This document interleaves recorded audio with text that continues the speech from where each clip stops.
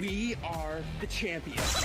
Good morning to you. With all the latest in prep sports in Green Country and beyond, here are your hosts, Michael Knight. You know what I am? I'm your worst nightmare, man.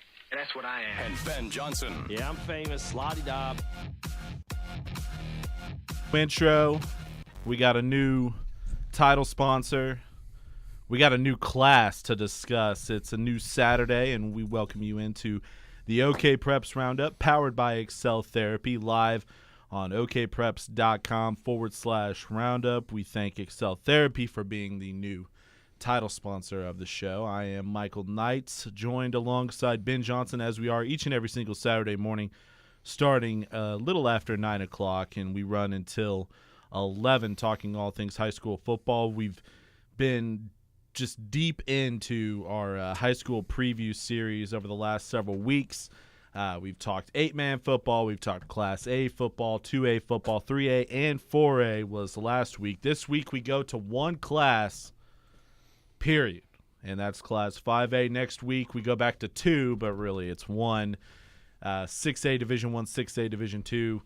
Still only 32 teams between those two classes. Ben, how's your week? It's rainy out there right now in northeast Oklahoma. Yeah, it's a good thing those scrimmages were last night instead of going on this morning. Or I'm sure some teams might be trying to hit the practice field today, but it might become more of a film day.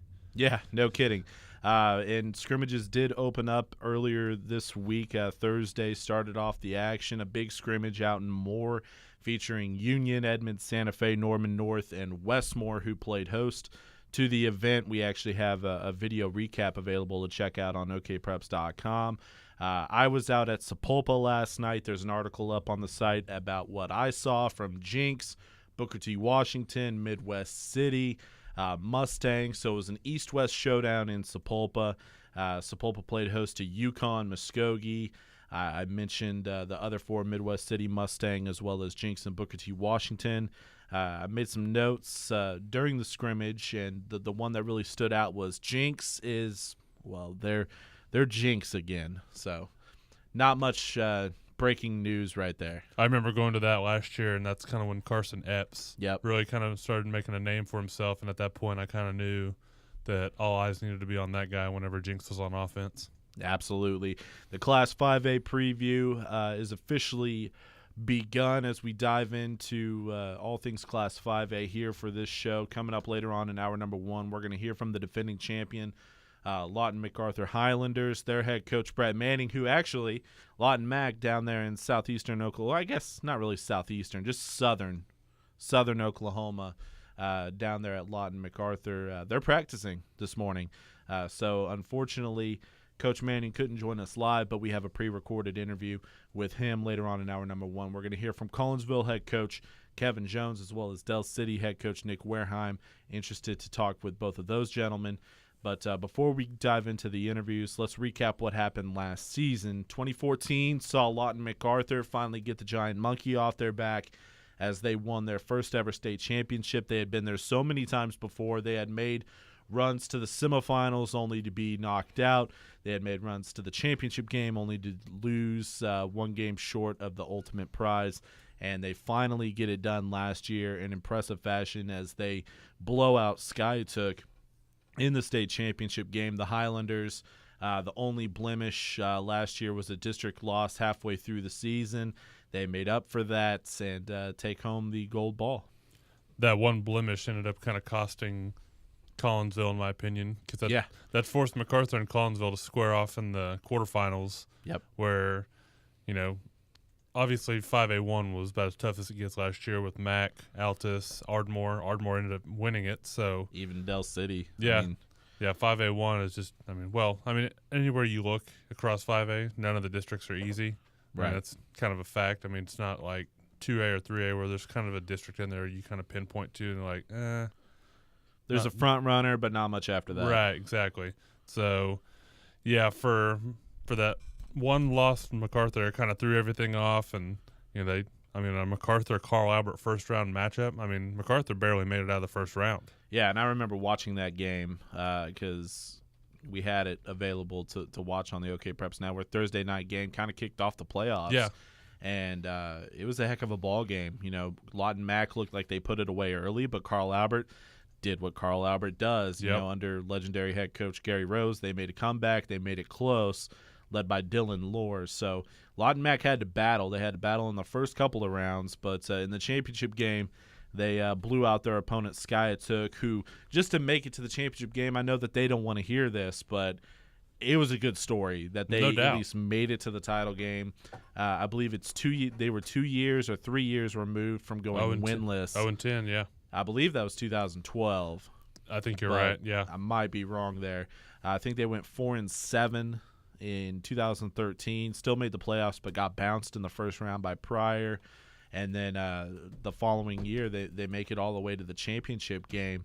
But look, Skiatook making it to the title game. I know that they're going to say, look, there's no second place finishes. There's no I lost the word. Can't think of the word. No consolation prize. Consolation prize. There you go. But at the same time, them making it all the way to it, knowing they'd been down the last couple of years, was impressive. Yeah, your memory is on point. It was they went from 4-5 in 11 to 0-10 2012 to rebounding, making the playoffs in 13, and obviously last year is a run to the finals. Thanks in large part. I mean, they had a ton of talent last year, but let's be honest, they handed the ball off to Kyle McLaughlin, and he did the rest of the work. Oh yeah, I mean, he was an absolute animal running the ball last year. You were just kind of wondering the whole time, is there going to be a game where maybe Skiatook doesn't get anything going? Well, that kind of happened in the championship game. MacArthur just, took control of the 5A championship game and kind of ran away with it. Yeah, I mean, Skiatook was able to score a couple of touchdowns, but at that point, the game was already over. So we'll see how Skiatook bounces back from the championship, see if they can make another run in the playoffs this year. I don't see it, but at the same time, I don't think a lot of people saw them making a run last year, so they could prove us all wrong again. When you look at the 2015 season, Lawton MacArthur is in a new situation, similar to Bixby. We'll talk about them again next week during our 6A Division II preview. But Lawton MacArthur, after year after year after year, making deep runs into the playoffs, semifinal appearances, championship appearances, and falling short, they are now the hunted. And it's a completely different feeling when you're going after somebody and after something and you're defending something. Right. It's a completely different mindset. I don't care who you are. Yeah, I'm curious. We'll talk more about Bixby next week, but I'm very curious to see how that plays out in 6A2. There are a lot of good teams in 6A2 that'll be chasing Bixby, and we both have great respect for Lauren Montgomery. It'll be interesting to see how that plays out for the Spartans. But like you said, same thing for the Highlanders. That the district doesn't change this year. Altus only got better. Del City, I mean, they have they got a decent quarterback. Pretty good. Yeah. Good. They'll be coming for Lawton MacArthur. Then you got Ardmore. I'll be honest, Ardmore was kind of shocking to me last year. I know they're good every year. I didn't see them winning the district. So, and they're going to be good again this year. So there's not going to be an easy out for MacArthur trying to defend their championship. You kind of led me to my next bullet point, 5A1. I believe, and I wrote about it last week on OKPREPS.com, I believe that Class 5A District 1 is, without a doubt, in my mind, the toughest district in the state. Maybe not from top to bottom, but when you're talking about the elite teams in that district, the top 4 teams that are going to be battling it out, and you even kind of forget about Duncan, who is a proud program, and I believe Craig Benson going into his second year. He's going to be continuing to turn things around down there and making that team competitive. You add them into the mix, it's going to be an absolute dogfight week after week. When these teams are squaring off, I mean, Lawton Mac, they're going to have to be Del City, Altus, and Ardmore if they're going to be district champions. Same goes for all the other 3 teams. And when you look at the preseason rankings, Lawton Mac number 1, Del City number 3, Altus number 5, Ardmore number 7. That district, in my mind, is brutal, and whoever comes out of it is going to be, battle-tested, that's for sure. Not a shot at El Reno or Northeast or Northwest, but at the same time, they're going to be served up on a silver platter. In that district, when those other teams get them, it's kind of like, all right, let's not rest up, but let's handle our business, but let's not get anyone hurt, because this is a week that we need to get stuff right to prepare for other teams. Yeah. And I mean, I hate to say that about another high school football team, but I mean, just look at the numbers last year. At least Duncan and Chickasha were respectable. I mean, El Reno and Northwest they barely combined for 200 points. Right. So, you feel for those guys, but at the same time, they're in a district that's just an absolute meat grinder every week. The preseason All-State teams, going back to what I released last week, you have 3 5A members on the first team. TJ Fialoa, the offensive lineman from Lawton MacArthur, Alex Criddle, the big defensive tackle from Edison, and Levi Draper, the linebacker from Collinsville, only 2017 kid who made it on the preseason first-team All-State squad, already committed to Oklahoma State. 4 members from 5A made it on the second team, running back Taven Burdo from Altus, Creed Humphrey, the big offensive lineman from Shawnee, Del City standout Terry Wilson, as well as his teammate, defensive tackle Walter Watson. And finally, on the third team, Carl Albert offensive lineman Tyler Banta, Edison linebacker Trey Miller, and Edison standout Marcus Mays. I put him at defensive back, but honestly, he could be at wide receiver. I think that kid is about to blow up in a big way this year. Is Marcus Mays going to have a huge season for the Edison Eagles? Yeah, I was kind of interested to see that note about Scotty Gilkey in the paper yesterday. Yeah. And I want to see how that plays out. I don't think that I think they have a lot of talent other than quarterbacks. I think they'll be okay, but I want to see how that plays out. I mean, that could be a key for Edison moving forward. But the good thing is, and I don't want to mess up his name and say the wrong one, but I believe the other guy is Jack Hale. Yeah, I think that's the name I read. That Gilkey's competing with. I wasn't so sure that Hale was going to win that. I mean, or just go ahead and take that competition. Right. Because, I mean, this is a kid who I saw him in the spring game. He's got an arm. He's a pretty good quarterback. And, we saw Gilkey win the Broken Arrow starting job last year and end up giving it away to Austin Gilmore. Injuries had a little to do with that, but at the same time, he looks different, at practice Monday through Thursday as opposed to under the bright lights of Friday night. There's a different Scotty Gilkey out there. So we'll see, Gil Cloud has already said that, they're going to go ahead. And for those who don't know, Gilkey transferred from Broken Arrow to Edison. It's his 4th school in 4 years. Right. And the OSSA denied his hardship waivers, so he might not see his senior season. Tulsa Public Schools is going to appeal the decision.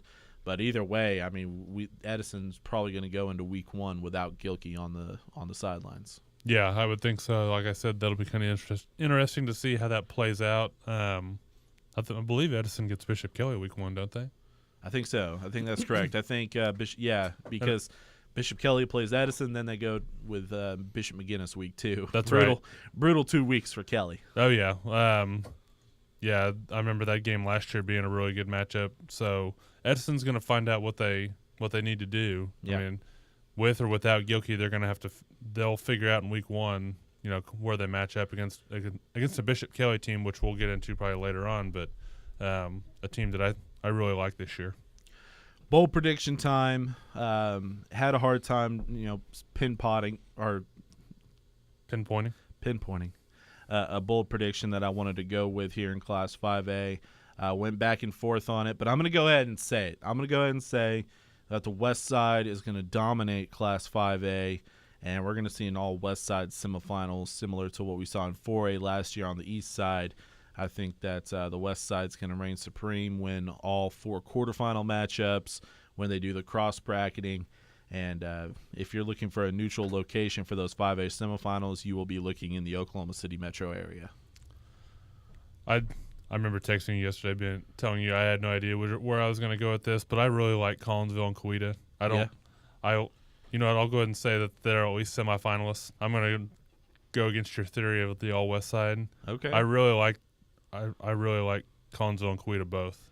And it probably has a lot to do with Kevin Jones and Jay Wilkinson are both great guys. I know. It kind of steers you towards them, yeah. Right. So I'm going to go with at least those two. Let's be honest. Collinsville making the semifinals probably isn't that big of a deal. No. They have a lot of talent to be able to do it. Question mark is quarterback. I think they'll be okay. I think they'll be okay there. I think Coweta making a deep run probably isn't anything that someone would see at this point. But I like Coweta. I think, last year they kind of got off to a rough start, but I think they started to figure some things out. I can't remember who they played in the playoffs. They played Shawnee. Well, shootout. They lost the first round, but it was a shootout. Yeah, 63-47. Then who knows? Maybe if they win that, they go play an Ardmore team that could have been, another toss-up. So, yeah. And that kind of leads me to my next point, and we're going to have an article next week on OKPREPS about this. The only thing that held me off from making this and feeling confident about this bold prediction is Collinsville and their defense. And the mantra, defense wins championships. I'm here to say that that's not the case anymore. I think that we're getting closer and closer to just throwing that completely out of the window. Collinsville does have question marks on offense. That's why I'm going and giving the West Side the edge in my bold prediction. And I got some numbers. To back it up.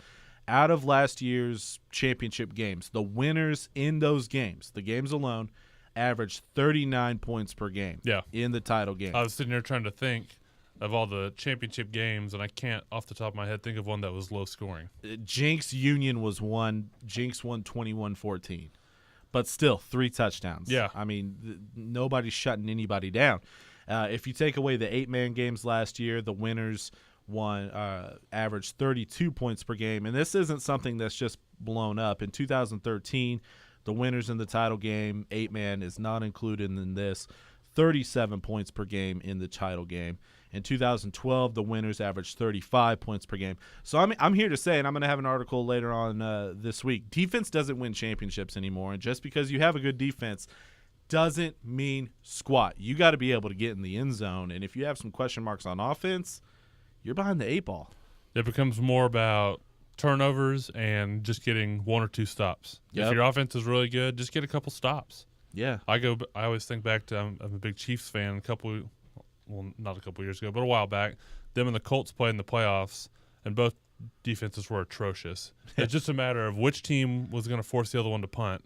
Well, the Chiefs had to punt once, and Peyton Manning and them went and moved on. It's crushing. And we're starting to hear that more and more from coaches. I mean, I was on the sideline last year at Heritage Hall in Locust Grove. Perfect example of this. Yep. The Locust Grove coaches and the Heritage Hall coaches were saying, all we need is one stop. Yep. They can't stop us. We just need to stop them one time, because at the end of the day, these coaches don't care if they're winning 50-49 or 14-10. They don't care as long as they're winning. So I'm here to say defense doesn't win championships anymore. I think if you have a good offense, you're ahead of the game. And it's so tough, especially in 5A1. When you look at Lawton Mac running a spread, Altus runs a triple option attack. So you're looking at several different kinds of offenses. I think that, if you have a good defense, it doesn't mean what it meant even 10 years ago anymore. Well, I mean, I'll go ahead and plug the scoreboard show. Just tune into a scoreboard show one night, and you're going to hear just scores that are ridiculous, like 55-49, or that Shawnee Coweta playoff game, 63-47. And that's becoming the norm. And you look in college football, you don't see very many 10-9 college football games. And if you do, what's wrong with those teams? Right. That's the first thought. And the thing is, there's so many great offensive minds around now, and defenses back in the day didn't have to worry about a whole lot. It was kind of, we're going to go against the I formation. We've seen this formation before. Now there are offensive minds out there that have just ridiculous formations. Defensive coordinators are just powerless to stop it, really. Jay Wilkinson, we mentioned him earlier. Yeah, he's one of those offensive minds. I'm starting to feel really good about Coweta making a run if it's all about offense. Hey, they got one heck of an offense led by quarterback Jake Northern. All right, we got to hit a break. When we come back, we are going to hear from Lawton MacArthur head coach Brett Manning. We're also going to talk with Collinsville head coach Kevin Jones. We'll ask him about the offense. What does he have on offense to match up with that powerful defense led by OSU commit Levi Draper? He's Ben Johnson. I'm Michael Knight. This is our Class 5A preview here on the OKPREPS Roundup, powered by Excel Therapy, not only on your home for sports and sports animal, but streaming live on OKPREPS.com. Spartan College of Aeronautics and Technology's flight program is designed to get you flying in your first week. You can spend less time in lectures and more time practicing what you've learned, so you could be certified in only 12 months. Also, our degree graduates are able to go for their ATP certification with reduced flight hours. Train for a career as a cargo, corporate, or airline pilot. For more information on starting an exciting new career, go to spartan.edu. This is Sean Garner, owner and head strength coach of Excel Performance Training. Being Oklahoma's only MBSC Thrive licensed facility, we're going to help athletes with injury reduction, avoid overuse injuries, and of course, get you bigger, faster, and stronger. We want you to be able to move properly in our controlled environment, so when you're playing on the field or court, it becomes second nature. All athletes will have a detailed workout plan and work in groups of less than 10 other athletes. So if you're ready to go all in and train with the pros, call us at 918-949-4223 or online at excelperformancetraining.com. Next season starts now with Excel Performance Training.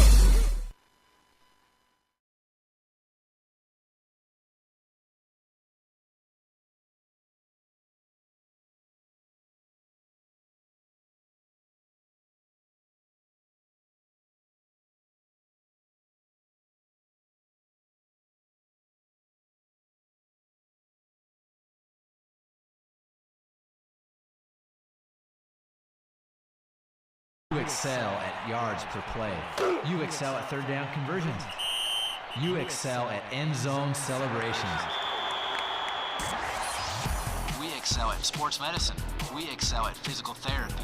We excel at helping you excel. With 11 clinics around Oklahoma, Excel Therapy is ready for football, for athletes, and for the fans. Our team excels in orthopedic injury recovery and sports medicine. Find us at exceltherapyok.com.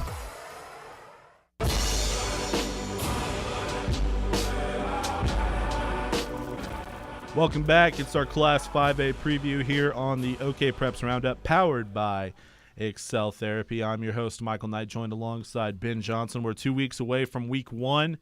Looking forward to the high school football season. We've been previewing the upcoming season all month long here in August. We'll get you ready for 6A Division I and 6A Division II next week. We're talking 5A right now, and we're going to be joined by the head coach of Lawton, MacArthur. They're actually out practicing right now, so I had a chance to talk with Coach Manning earlier this morning, actually, about what Lawton Mac faces this season. Dived into a lot of topics, but we started off the conversation talking about how Lawton MacArthur's in a different situation now than they've ever been, as they become the hunted in Class 5A. They're used to chasing after that gold ball. They finally got it done, and we started off the conversation talking a little bit about how the mindset at Lawton Mac is now not to chase after a state championship, but to defend that state title.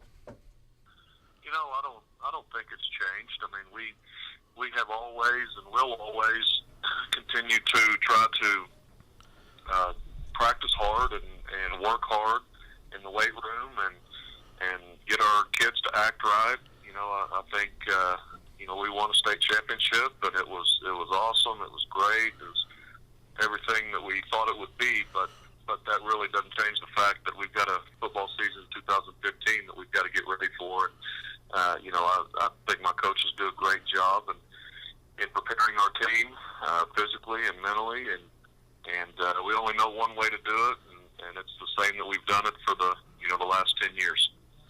Well, Coach, you do lose a lot off of last year's squad as far as starters go, and let's start at the quarterback position. A guy that I really liked last year and I thought was underrated around the state was Will Collins. I don't think he got enough credit for what he did, but you have to replace him now this year. I saw you guys at the Mustang team camp, and a guy who really stood out to me from your squad is your new quarterback, Anthony Love, I believe his name is. So talk a little bit about your new gunslinger. Anthony's a great kid. He moved away. His dad's military, and they moved to New York, and right before his freshman football season, and then got orders to move back here, luckily for us. So got here this past spring, and he's a really good kid. He's a smart kid. He picked up on the offense really quickly. He wants to be good. He's always watching video, asking me if we could sit down and go over something. And he works hard in practice, and he's been in an offense these last 2 years that hadn't thrown the ball a lot. We throw the ball quite a bit, so it's been an adjustment for him, and he's getting better every day with it. And some more guys that you have to replace are some of the skill players, the ones that were catching all those Will Collins passes. Who's going to step up this year, and who has already stepped up so far in fall practice as well as the scrimmages earlier this week? Yeah, we've got some talented kids, and especially in the receiver area. They've been playing a little bit, but they were behind some college athletes, basically. So, they've been overshadowed. But we've got guys like Jarvier Christian is going to play our X receiver spot. Marcus Taylor is going to play our Z, and Ronnie Kimball and Rylan Webb will share time at our Y spot.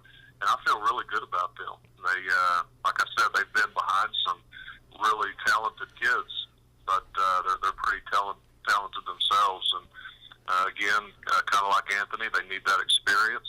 They need to get out there and learn what it's like to play a full game and do that week after week. But the talent is definitely there. Talking with Lawton Mac head coach Brett Manning here. It's our Class 5A preview on the OKPREPS RoundUp.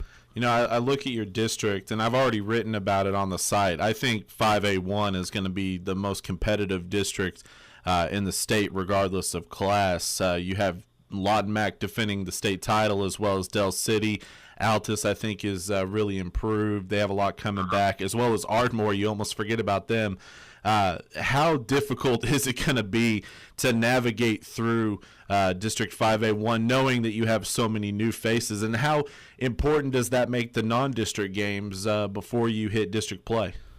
It's going to be a tough district. You can't forget Duncan either. They're getting better. So I think we've got 5 playoff teams in our district, and that's kind of the way it used to be. If you can remember, 10, 12 years ago.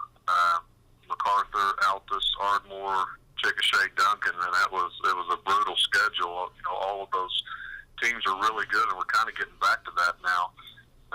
With Del City kind of taking Chickasha's old spot way back when. But it's going to be a tough district, and I tell you, our North district on the west is not any easier. And it seems to me like on the north and the south, there's at least 4 teams in each district that could possibly win it. And I don't know, but other than home field advantage right now, if it's going to be a big difference. No matter where you finish in the district, first or fourth, you're gonna have a heck of a game on your hands. And that's good. I think playing with playing tough competition gets you ready for the playoffs and where everybody's tough. I'm proud of our district. I think it's one of the better ones in 5A, and hopefully will continue to be. Let's flip to the defensive side of the ball. A guy who I really liked last year, Connor Cherry, he's graduated and moved on. And once again, you have new faces in some new places. On the defensive side, who's really stood out to you so far in fall practice? Well, we've got 2 starters back defensively. We've got a linebacker, Brian Burns, and a corner who's actually going to play safety for his senior year, Walter Neal. And both of those guys are our defensive leaders. Brian kind of handles the front 7 guys. Walter handles the back end guys, and both of them are doing a great job. But we've got some guys, similar to our receiver situation, who they've just been behind really good players. But they're not bad themselves. A guy named Jarvis Hunter is going to take over Connor Cherry's spot, and he's a solid player. Another outside linebacker, B.J. Davis, is an extremely talented kid, and we've got some younger guys too. The 2 guys that will be sharing our wide receiver spot, Rylan Webb and Ronnie Kimball, are both defensive starters. Rylan at safety and Ronnie at corner, and just feel like we've got some tools. Need some experience, but we have the tools to be very competitive. And finally, Coach, I'll get you out of here on this. You had a scrimmage earlier this week. You got one more before week 1 rolls around. What's the biggest thing you want to see your team improve between now and when you guys kick things off against Clinton week 1? Yeah, I think we had a decent scrimmage against McGuinness, who's I think is going to be a very good team, and they. I was disappointed a little bit on our mindset going into that scrimmage. I don't think we, the excitement, the enthusiasm was not on our side the entire scrimmage, and that's one of the main things I want to see next week. We're going up against a couple of 6As and Carl Albert, and we're going to have to show up there with a better mindset, a game-like mindset. To be able to compete, or they're going to make us look really bad. So that's the main thing I want to see. We did some good things, and we made some mistakes like any first scrimmage, but I didn't like the way we approached it. So that's got to change, and that'll change this week. And then that's what you got to bring every Friday night. You have to, especially in a district like ours, you got to be ready to go. You can't go in flat and complacent, or you're going to get beat. And that was Lawton MacArthur head coach Brett Manning. They are the defending state champions in Class 5A. A lot of names to replace. We'll see how they do this week as they wrap up scrimmage play. And they got a tough non-district schedule as well. They open up with Clinton, then week 2 they play Lawton in that Lawton battle. So Lawton Mac going to be tested before they go into district play with a lot of new faces. By the way, we are opening up the Twitter lines if you want to tweet us any questions about Class 5A football. If you think your team is destined to win the state title and you want to get our thoughts, you can go ahead and tweet at OKPREPS TV, and we will answer them live on the program. Get them in before 11 o'clock, and we will answer them live, Ben and myself. This is our Class 5A preview show on the OKPREPS RoundUp, powered by Excel Therapy, and we're continuing the preview, talking with Collinsville head coach Kevin Jones now here on the OKPREPS RoundUp. Coach, thank you for taking some time this morning to talk a little Collinsville football with us. Hey, anytime. Thanks for having us. All right, Coach, obviously we need to start on the defensive side of the ball when we're talking about Collinsville. You guys have so many starters back, including the big man on campus, Levi Draper, who announced earlier this summer his commitment to Oklahoma State after getting offered by just about everybody in the country. How strong of a unit could this defense be? Very strong, very strong. We are, we've got 8 returning starters, and Levi's in good company. We've got a lot of really good football players on that defensive unit. Rock Robbins up front, defensive end. He's really tough to block. He really gets after it, and the guy playing right next to Levi Draper, Josh Arnold, does a heck of a job in the middle too. Hey, Coach Jones, it's Ben Johnson. Thanks for coming on with us. We'll hop over to the offensive side of the ball. You guys hosted Bartlesville last night. How did some of those new guys on offense look last night, including Seth Boomer at quarterback? We look good. We're a work in progress. It's going to take some time to kind of to gel as a unit, and I think we'll be. We got out of there clean. We didn't have any injuries, so that's every coach's dream. In your scrimmages is to get a lot of good work in and come out of them without injuries, and we did that last night. We got some. We got some good work in, but we got a lot of work to do.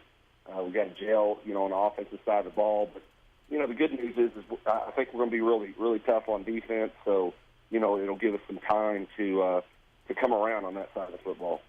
Coach, I mentioned this earlier, and I want to see what you think, because you have a team that has a really strong defensive unit, but at the same time, you mentioned it's a work in progress on the offensive side of the ball. In my opinion, just watching the way high school football has evolved over the last couple of years, it's maintained on the offensive side of the ball, and you see teams winning shootouts week after week after week. Does that concern you, knowing that you're going to be in a district with Coweta, who has one of the better offensive minds in the state, with Jay Wilkinson as their head coach? the change in high school football and the way it's played with offenses having the advantage so many times, does that concern you? Well, absolutely, absolutely. Coach Wilkinson does an amazing job coaching his quarterbacks, and his scheme on offense is really tough to deal with. And it's really evolution of the game. You know, it's trickle down from, you know, the college game, and you know, high schools are just opening it up, and you know, a lot of coaches are okay with getting scored on because they know they're going to score a lot of points themselves. And you know, I don't know. You know, in my opinion, I mean, one of the best ways to play those, you know, to counter those type of teams is to just move the chains and keep the ball away from them, and don't let them have all the possession that they want in the game. And you know, hopefully we'll be able to do that, and hopefully we'll be able to score some points ourselves on offense. We got some weapons. We got a running back, Blake Bird, that we have a lot of faith in, and he's a real special player. We're excited to see him run the ball a lot more this fall.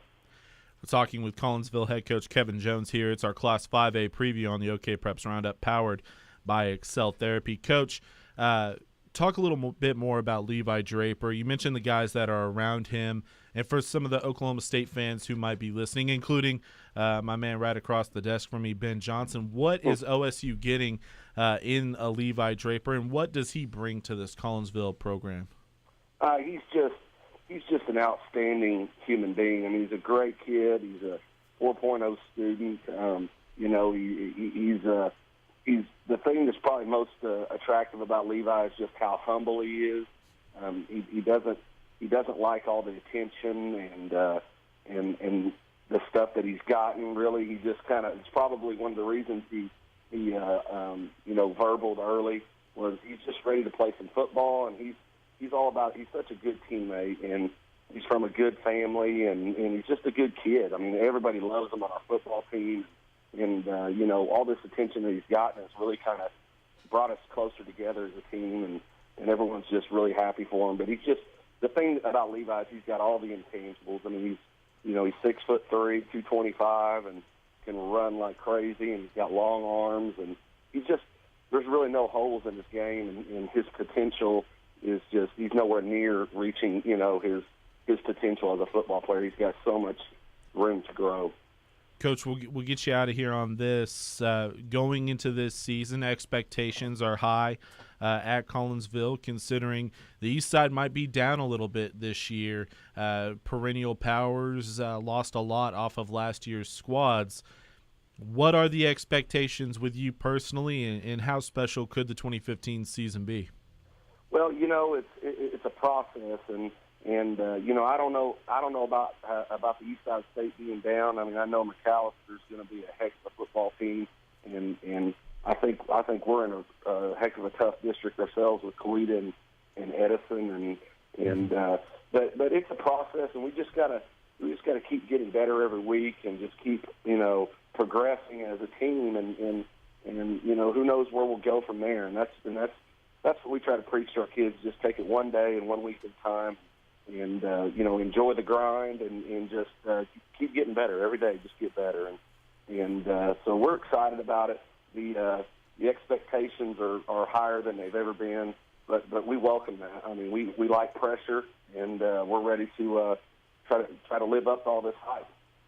Well, Coach, you got the number 2 preseason ranking in our poll. I'm interested to see how you guys defend that in the first couple of weeks of the season. Always fun talking with you, Coach, and I'm sure we'll catch up within the first 3 weeks of the season. You got a brutal non-district schedule once again.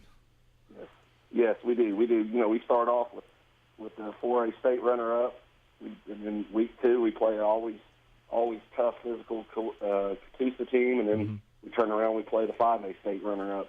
And then we open district with, you know, arguably the toughest team in our district in Coweta. So, yeah, first 4 weeks are it's pretty tough. So we got to get ready to play, and we're excited about doing it.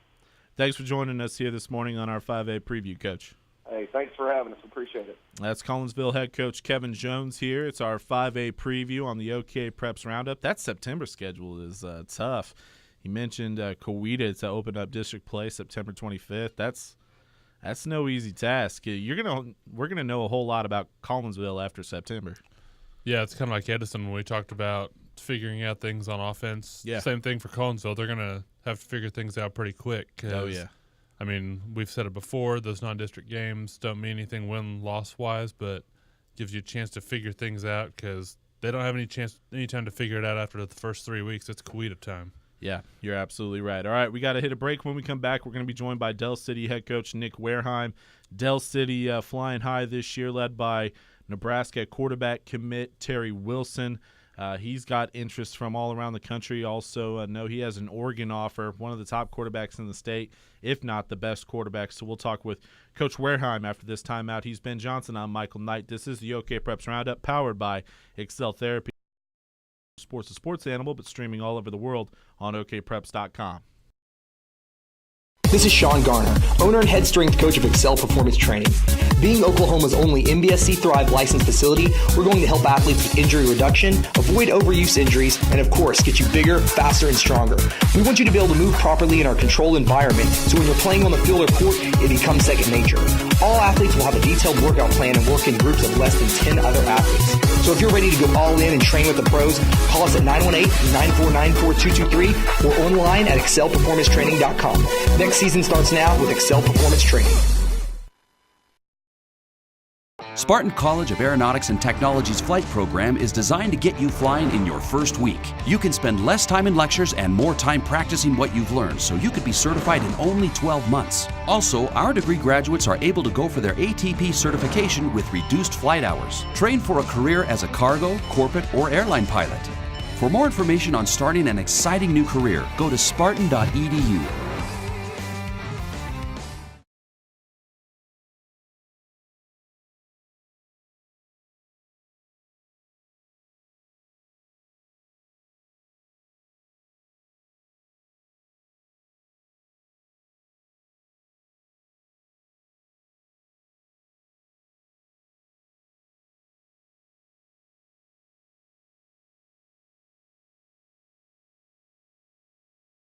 At yards per play.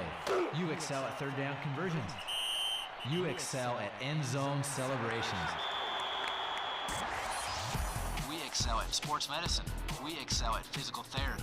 We excel at helping you excel. With 11 clinics around Oklahoma, Excel Therapy is ready for football, for athletes, and for the fans. Our team excels in orthopedic injury recovery and sports medicine. Find us at exceltherapyok.com.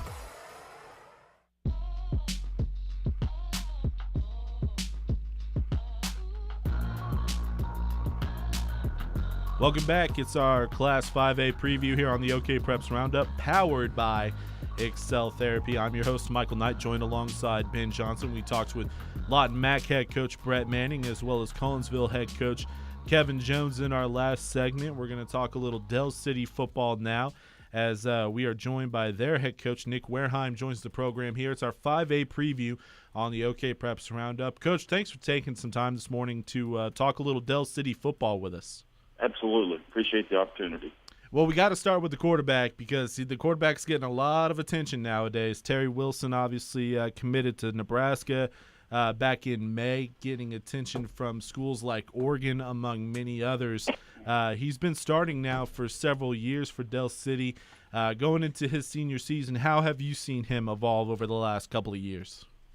Well, I think in many ways. I mean, when he first came as leaving his 8th grade, we got him right before his 9th grade year. Like early June, he had some mechanics, and he's just continued to grow. I mean, now he's 6'3", 195. I mean, he ran a 22-1, 200. Leader, works hard, all the things that you hear about. But I think the thing that's the most of value, he wants to be coached. And, in today's times, a lot of high-powered kids in America don't want to be coached. They think they have it figured out, and that's not him. He's like a sponge. He wants you to correct everything. Mm-hmm. In fact, last night I went to Sepulpa to watch scrimmages, and on the way home, I got a text from him on something that we do that's similar to a college, and he was watching the game. He sent it to me, sent me the motion, wanted to talk about it. It's constant with him, which is awesome in today's time. Yeah, no doubt about it, Coach. Thanks for hopping on with us. That's kind of cool to know that at the college level, a lot of college and pro level, maybe the quarterbacks have more influence like that. But it's awesome to hear a high school quarterback, spending his Friday night when he's not playing, kind of figuring out how he is going to start winning on Friday night. Absolutely. He's a high character kid, and that's what's important. And we talked earlier about, I know Michael has really made an emphasis of it here the last couple weeks about how difficult 5A1 is. As a coach, what's it like to have to go through that grind week in and week out? Well, I think you're challenged every week, and it's maybe with our schedule because of conference ties, even though we're 5A, we open with 3 6A schools, including Midwest City. And then we get on the bus and go straight to Ardmore. I think it's maybe our first district game. And 3 out of 4 of the games are on the road. So you play 3 6A schools, 2 on the road, and then you come back and you jump on the bus, you go to Ardmore. And I think one thing that's kind of unique about that particular district is the travel. I think there's some great coaches in that, and it's not I don't know how it is in some of the other districts. We all get along.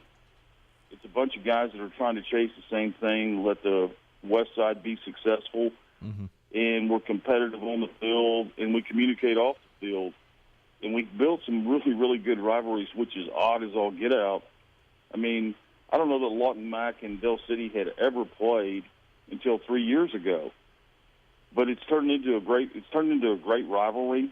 I mean, obviously not to the level of Midwest City, Del City, but with the respect level between the two programs and maybe similar schools in a sense with clientele. We have Tinker Air Force Base. They obviously have Fort Sill. I mean, there's a lot of similarities between the schools, and that's turned into a great rivalry. This year we travel to Altus as well. So there's a lot of travel involved in it, but it's good football.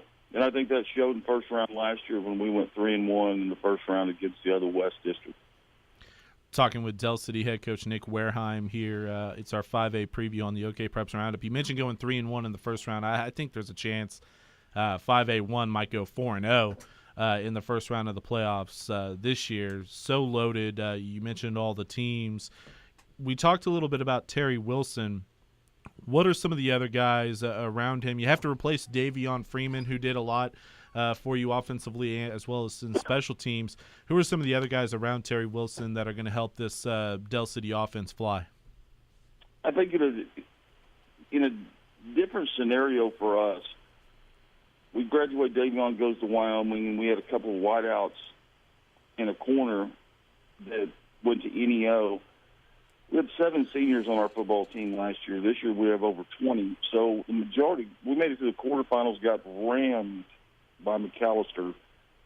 I mean, they beat us the way they wanted to beat us.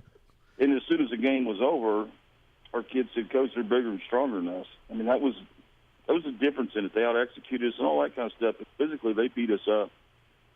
And our kids recognized that. And they went back to weight room. We played a lot of sophomores, a lot of juniors last year. The key, I think, offensively for us is Terry's Terry. He's going to do his – he's solid, really solid player. But we have 4 returning offensive linemen. And that, I think that can bode well for us if they'll continue to improve. And I believe in coaching when you're playing sports. Anything that you're doing, you are what you emphasize. And we know that we want to be able to run the football, to take pressure off him, to open up our play-action pass. Instead of going into a game, we've got to go, okay, we've got to throw it 45 times because we can't run the ball and knock anybody off the ball. So that's been our point of emphasis, and I think that's a difference maker for us. Well, Coach, we're looking forward to seeing how Del City can compete. Always good talking with you, and really interested to see how Terry Wilson evolves. You talking about him watching some tape on a Friday night instead of hanging out with friends and getting after his coach to see how he can incorporate that into the offense every single week. So good discussion with you here today, and I'm sure we'll catch up as the 2015 season rolls on. Yes, sir. And you talked about Oregon. He has an Oregon offer, and he's flying out September 5th for the official. Yeah, that's awesome. Yeah, Nebraska fans might be a little concerned, but that definitely says something. I don't think Coach Riley is really down with it, but when you're 17 years old, you need to go see opportunities, and it's a win-win for him. It's a win-win for Terry. Oh, yeah, absolutely. Thanks for joining us this morning, Coach. Yes, sir. Bye. That's Dell City head coach Nick Warehime here. Terry Wilson once again. Look, Oregon doesn't come to Oklahoma very often. So when they do, they know who they like. And Terry going to go on an official visit September 5th, the Saturday right after week 1 of the high school football season. So looking forward to seeing how he progresses throughout the year. And interesting conversation with Coach Warehime. Yeah, that's kind of cool to know that Terry Wilson is – kind of like I asked him, a lot of the high school quarterbacks, yeah, they're invested, but come, on a scrimmage Friday night, if they're not playing, it might be their last couple Friday nights to kind of hang out with friends, get away from football. Well, he's grinding, thinking of a play that maybe could come up big against Ardmore, against the Lawton Mac. Right. That's interesting stuff, and that's I would assume the characteristics of a leader, really. Oh, yeah. Says a lot about him.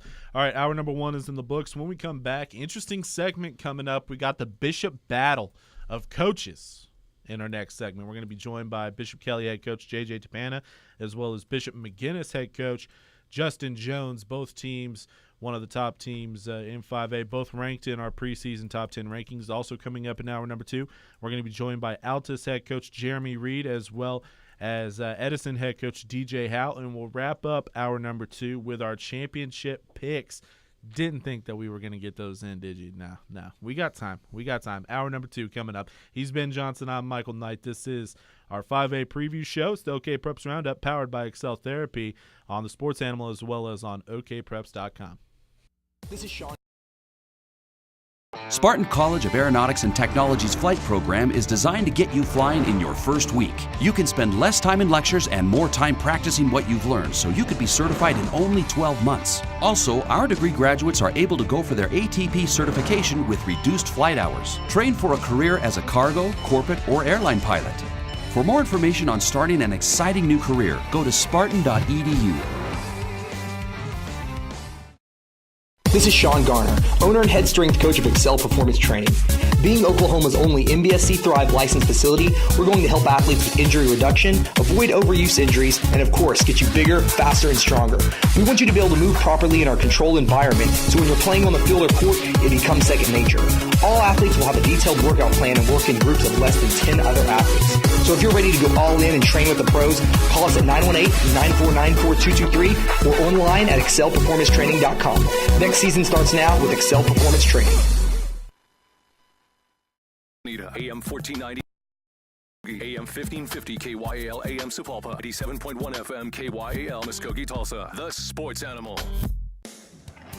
You follow Ford, where savings and satisfaction are standard equipment. Celebrate Ford's nationwide Ford Summer Sales Event at Eufaula Ford. That means a special selection of Ford models available for you. We're launching a special sale with extra savings on all new and pre-owned cars and trucks. Listen to the special event bargains that are just waiting for you. Like this 2001 Audi, only 74,000 miles, black, just $11,988. Or this 97 Mercedes V12, only 34,000 miles, just $22,500. How about this 2014 F-150 Platinum, gray 4x4, just $43,499.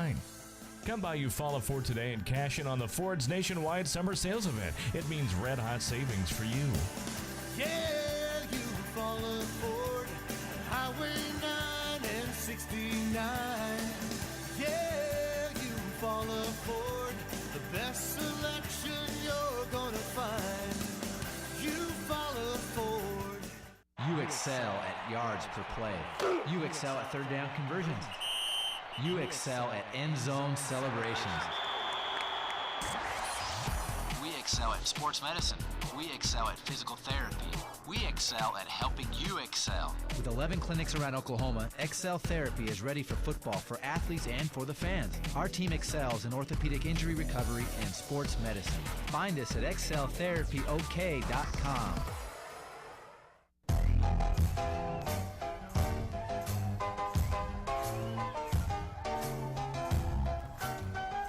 Welcome back. It's hour number 2 on the OKPREPS Roundup, powered by Excel Therapy. Here it's our 5A preview. I'm your host, Michael Knight, joined alongside Ben Johnson, and we have a couple of questions about some 5A football. And once again, you can tweet us at OKPREPSTV if you have a question for either of us about some 5A football or high school football in general. We will gladly answer it on the air. Trey Miller, who coincidentally enough, we've already talked about him in hour number 1. He's on the third-team preseason All-State team as a linebacker, also plays for Edison as a running back, and he chimes in, asks the question, and for obvious reasons, who are the toughest 3 teams in District 5A4? Talked a little bit about 5A4 in our first hour with Collinsville head coach Kevin Jones. Collinsville, obviously the favorite in that district, despite figuring out what they need to do offensively. Still a work in progress. Defensively, they're stacked, led by Levi Draper. So Collinsville, for me, gets the nod in the 1 spot. 2, I like Edison, and it's not just because Trey's the one asking. I like what they have coming back. I like Trey Miller. I like Marcus Mays a whole lot. I think that this is a kid who's about to really blow up. I don't think a lot of people around here know enough about Marcus Mays to talk about him, but after the first couple of weeks, I think they will. And then, of course, big Alex Criddle up front, defensively, offensively. I think Edison is going to be back this year and could make a run.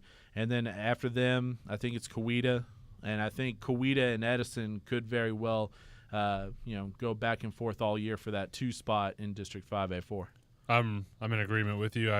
I maybe like Coweta number 2, but I don't think when you talk Coweta and Edison that there's a whole lot of difference at this point to figure out who's better than who.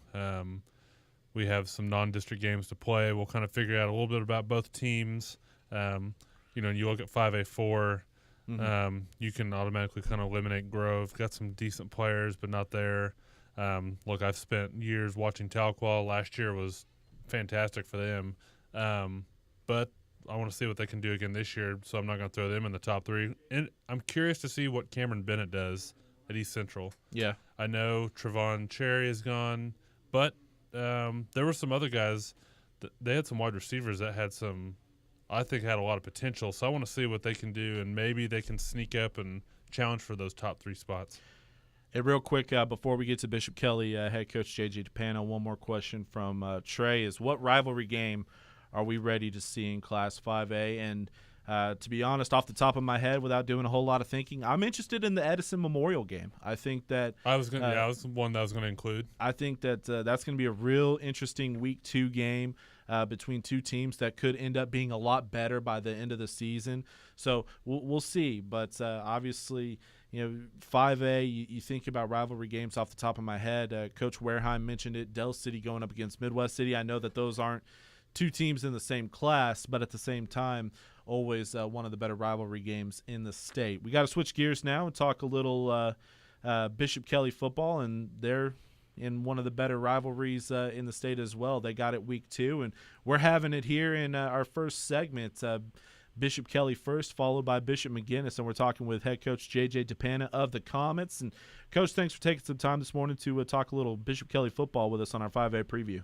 Well, thanks for having me, man. I'm just happy that you put me on before McGuinness, before Coach Jones. So, but don't tell him I said that, though. All right, this is your chance to state your case. Yeah, it's just us here. Nobody else is listening. Okay. It's just us talking. Now, Coach, I remember talking with you before last season about how many juniors and even sophomores that you had and that you were starting on last year's squad. Now they're back, and they have some experience under them. How special could this year be for Bishop Kelley? We have a chance. We've got a lot of great kids and a lot of reps behind us, and we lost a quarterback last year. We went on to Air Force to play football, but, you're right. We had a ton of sophomores and a ton of juniors playing, and we kind of took our lumps. We didn't have a lot of reps under our belt, but we feel a lot more comfortable right now. You're so much further ahead when you've got experience, and when you're so young like last year, it's just kind of baby steps through the season. And Coach, who would be that quarterback to replace Ryan Martin, who ran that offense well last year, signed with Air Force, and saw last night actually that he was named a captain there at Air Force along with a former Union guy, Lorenzo Thomas. who's going to step in and take the reins at the quarterback position in a very important option offense? Well, we've had we had several kids who were vying for the position last spring, and one kid kind of pulled through, and his name was Jackson Schultz, and he had a great summer, and then he ended up having a back injury, a non-football-related back injury, so we kind of had to start over again, and it looks like Jack Wolfslayer is kind of in the lead right now. He played tailback for us, and he's played about every position on the field, but he's just one of those kids who can do everything that you can depend on. I mean, he's played defensive tackle, linebacker, wide receiver, tight end, whatever. So he's going to get a shot at playing quarterback like his brother did probably. Talking with Bishop Kelley, head coach J.J. Tappana here. It's our 5A preview on the OKPREPS Roundup, powered by Excel Therapy. Coach, you were out at Langston last night. Good scrimmage there, good lineup. What did you see from your squad, and how difficult was the scrimmage considering who all was there? Oh, that's an awesome scrimmage for us. We've gone several years in a row. Our kids getting a chance to see teams like Douglas and Guthrie, those two teams. It's pretty solid, pretty fast, pretty physical scrimmage, so it's good for us. It's very limited, so the reps aren't great, which is good with all of us. Our defense was as physical, if not more physical, than I thought they would be. Again, all those starters are returning on that side of the ball, helped out a lot, but really, really happy with our defense. Our offense moved the ball fine. Offenses right now are always a little behind, usually a lot of big plays and not necessarily long, sustained drives. So I was pleased with it defensively for sure. Hey, JJ, thanks for coming on with us this morning. You were kind of talking about the defense. Go in depth a little bit more with those guys. How good did Matt Smith and guys like Zach Sheehan look last night? We helped Zach out. He tweaked his hamstring a little bit, but Zach's playing right now in practice at another level. He might be the best I've had at the defensive line since I've been at Bishop Kelley. Right now, he's playing at another level right now. Matt Smith is one of the best inside linebackers we've had. He's going to end up being a 3-year starter. He's got a great nose for the ball, and I thought he was fantastic last night. He runs the defense. He sees it. He knows every call. Just a highly conceptual kid. He gets everything. We've got all kinds of other kids that are returning, Hayden Ashley and Joe Nemec, and our defensive line returns. We've got a couple of new defensive ends. Ryan Patrick, who's also vying for that quarterback position, had a great night last night. So I feel really good about it. I mean, I was really, really happy with how we played, especially against Guthrie defensively. Talking with Bishop Kelley head coach J.J. Tappana here. It's our 5A preview. And we have a little Bishop battle here to start hour number 2. Talking with Tappana right now. We'll be joined by Bishop McGuinness, Justin Jones here in a bit. Coach, your first couple of weeks, you're going to know a whole lot about your ball club. You open up the season against Edison, and then you take on McGuinness in the yearly tradition rivalry game in week 2. How difficult is that 2-week stretch, and what do you expect from your squad to start the 2015 season? Well, it's not just a 2-week stretch; it's a 6-week stretch, really. And I mean, it goes beyond that. But Edison's going to be, they're a good football team. They've got some Division I kids and big and fast and strong, and they're just a couple of miles down the road from us, and that's going to be an incredible game. And then we get McGuinness, which will probably be a 2 or 3 point game, as it always is, because Justin does such an amazing job with their kids, and that's a great a great game for us. And those games are really good when they're rivalries and there's respect between the programs and there's not a lot of personal foul penalties and things like that when the kids are just playing real hard. So that game's an awesome game. And then, of course, we move into Coweta after that. And I think the last 7 games we played Coweta, seriously, the last 7 have been decided in the last 30 seconds of the game. So especially that first 3 weeks will be quite a test for us. Yeah, that Bishop Kelley Coweta battle has become a must-watch. The whole game is must-watch, but let's be honest, it's the last minute or so that's a must-watch. For the fans, that is. I'm sure the coaches are getting pretty tired of the late affairs that you guys are dealing with in Week 3. Well, I've seen 3 different Coweta coaches come through, and it's always the same no matter what. The kids we're very well matched and very even, and the kids are, know what kind of game it is, and they look forward to it. They know it's going to be a fun game for us. It's turned into an incredible rivalry for us, and I do wish that we could just start with 2 minutes on the clock, because it's going to be, the results would be about the same, I think. So we'd all go over and have dinner after that if we could just start with 2 minutes left. Well, we're looking forward to it. Obviously, Bishop Kelley, one of the teams we ranked in our preseason top 10. Coach, always good talking football with you, and we're looking forward to seeing Bishop Kelley this season. Thanks a lot. Thank you for having me on. That's Bishop Kelley head coach J.J. Tappana here in our 5A preview on the OKPREPS Roundup. Before we get to Justin Jones, have a question about their district, 5A2. Once again, you can tweet us your questions at OKPREPS TV. McGuinness is in that district, 5A2. I already talked about how strong District 1 is, and the question is 5A2 getting overlooked? I don't know if necessarily it's getting overlooked, but at the same time, District 1 is so strong, so when you talk about the west side, you kind of lean towards that district. But they have Deer Creek, they have a McGuinness that I think is really improved. I think those two teams are going to be pretty competitive this year and possibly make a run. And then you have Guthrie and Carl Albert, who year in, year out, you know what you're going to get with those squads. But I think Deer Creek and Bishop McGuinness has a leg up on Guthrie and Carl Albert this year, which most years that's not the case. Yeah, every year, even if you kind of underestimate Carl Albert, Gary Rose somehow gets them back into contention at the first round. They pushed the eventual state champ. Yeah, exactly. And you were talking earlier about rivalry games that you wanted to see, and I know that they're not geographically really close to each other, but they've kind of developed it over the years in that district. And Guthrie and Carl Albert is a must-see game almost every year. Yep, absolutely. So I don't know if 5A2 is getting overlooked, but at the same time, the other district's really, really strong. I want to see what Deer Creek can do on its way out of the door heading up to 6A next year. Yeah, see if they can make a name for themselves, get one state championship in before playing with the big dogs. All right, we're continuing the 5A2 discussion with one of the coaches in that district. It's Bishop McGuinness head coach Justin Jones here on the 5A preview, OKPREPS Roundup, powered by Excel Therapy. Coach, thanks so much for taking some time and talking a little McGuinness football with us. Appreciate you guys having me. We just got done talking with Bishop Kelley head coach J.J. Tappana. Obviously, the Bishop battle, one of the top rivalry games in the state. We're going to see it week 2. You guys play host this year, and you have the Shillelagh. You're going to be defending it this year as the Comets come into town. But both squads really have a lot coming back, and this year's rivalry matchup might be one for the record books. Well, it's always one of those games that it's always usually decided by 7 points or less, and so it's always a tough battle for us. I know that we certainly enjoy the game, and Bishop Kelley always brings a great challenge to us and us to them, and so it's just good, clean, fun football, and we love playing it. Talk a little bit about this squad coming back, guys who you lost and have to replace, and who are some of the guys who we maybe don't know about right now that are going to be making headlines this fall?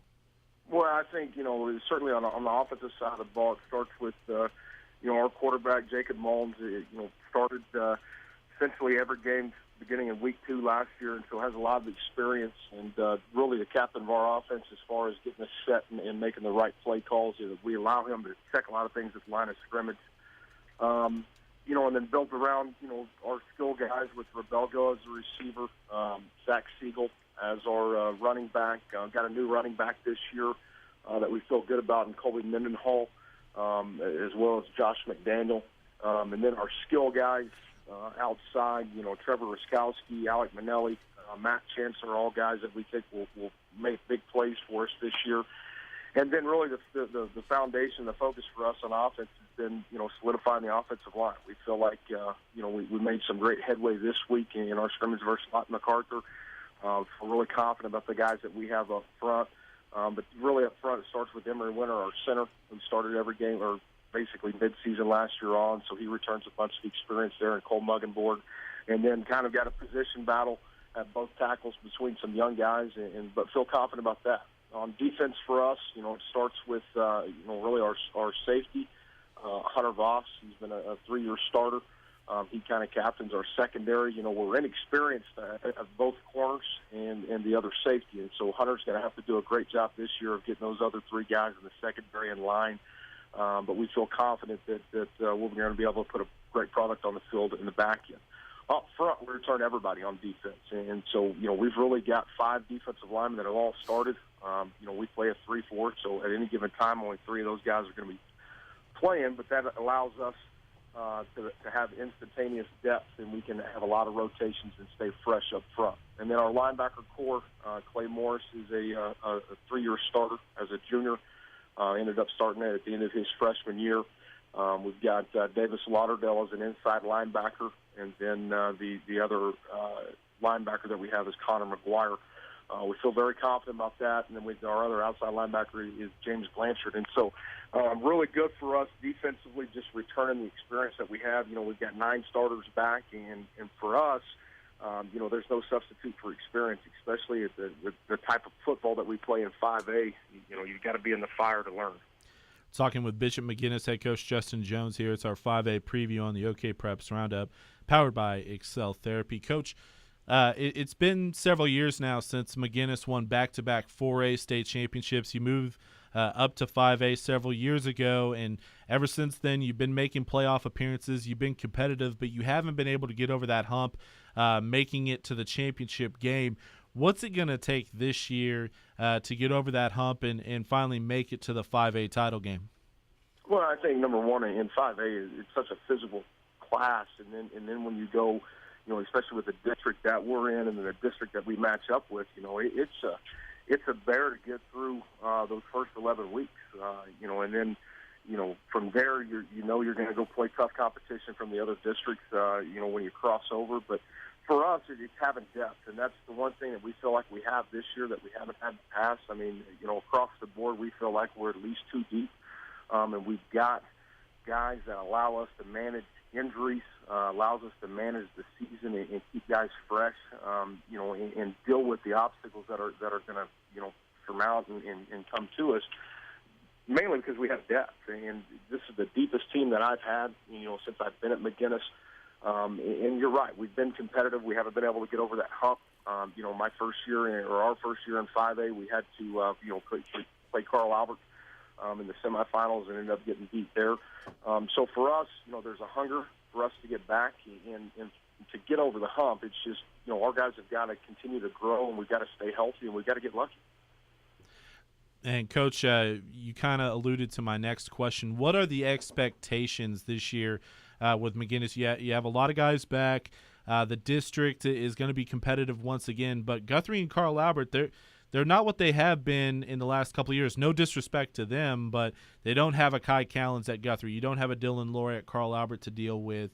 What are the expectations at McGuinness going into 2015? Well, the expectations are to play every week as hard as we can and to win one game at a time. Those Carl Albert and Guthrie have both lost, star players year after year, and they always seem to reload. And so we know we'll certainly have our hands full with them.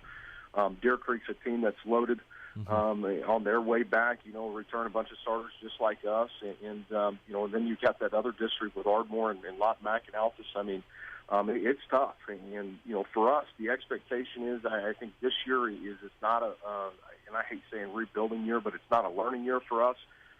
This year's about taking our experience and being able to run with that.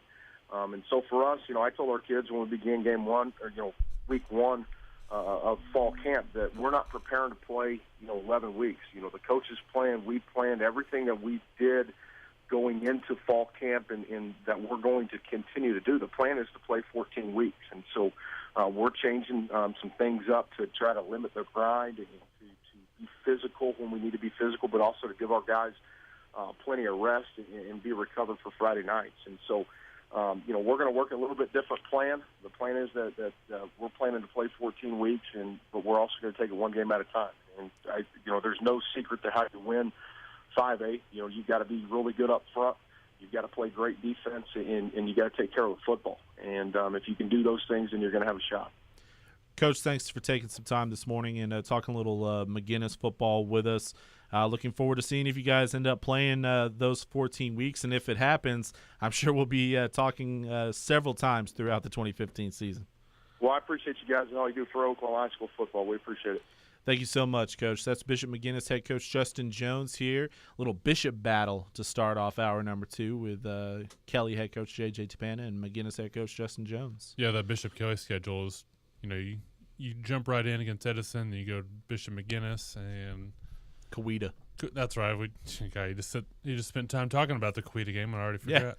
Yeah, I mean, like he said, those first 6 games for them are, better get ready.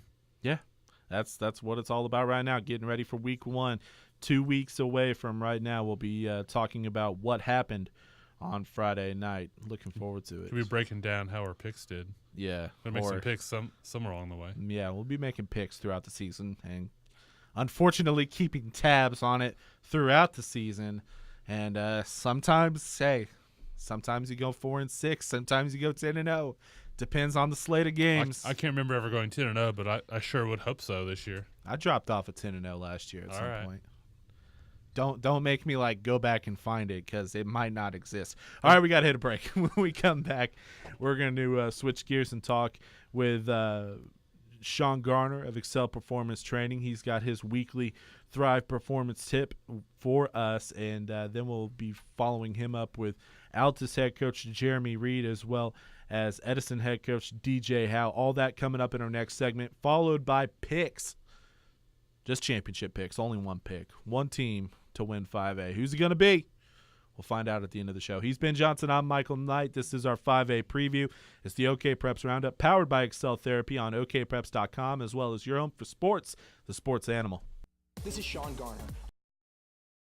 Spartan College of Aeronautics and Technology's flight program is designed to get you flying in your first week. You can spend less time in lectures and more time practicing what you've learned, so you could be certified in only 12 months. Also, our degree graduates are able to go for their ATP certification with reduced flight hours. Train for a career as a cargo, corporate, or airline pilot. For more information on starting an exciting new career, go to spartan.edu.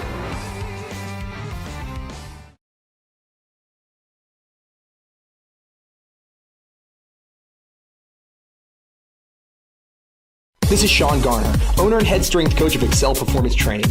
Being Oklahoma's only MBSC Thrive licensed facility, we're going to help athletes with injury reduction, avoid overuse injuries, and of course, get you bigger, faster, and stronger. We want you to be able to move properly in our controlled environment, so when you're playing on the field or court, it becomes second nature. All athletes will have a detailed workout plan and work in groups of less than 10 other athletes. So if you're ready to go all in and train with the pros, call us at 918-949-4223 or online at excelperformancetraining.com. Next season starts now with Excel Performance Training. For you, we're launching a special sale with extra savings on all new and pre-owned cars and trucks. Listen to the special event bargains that are just waiting for you. Like this 08 Dodge 1500 Quad Cab, just $11,488. Or this 2012 F-250 Crew Cab 4x4 King Ranch, only $36,499. Or this 2000 F-250, only $49,88. Come by Eufaula Ford today and cash in on the Ford's nationwide summer sales event. It means red-hot savings for you. Yeah, Eufaula Ford, Highway 9 and 69. Yeah, Eufaula Ford, the best selection you're gonna find. Eufaula Ford. You excel at yards per play. You excel at third down conversions. You excel at end zone celebrations. We excel at sports medicine. We excel at physical therapy. We excel at helping you excel. With 11 clinics around Oklahoma, Excel Therapy is ready for football, for athletes, and for the fans. Our team excels in orthopedic injury recovery and sports medicine. Find us at exceltherapyok.com.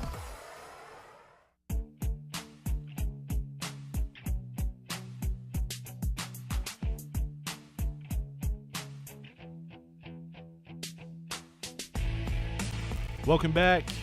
OKPREPS Roundup, powered by Excel Therapy. Coming up next week, we have the 6A Division I and 6A Division II previews to wrap up our month-long series previewing the 2015 season, so you will not want to miss that.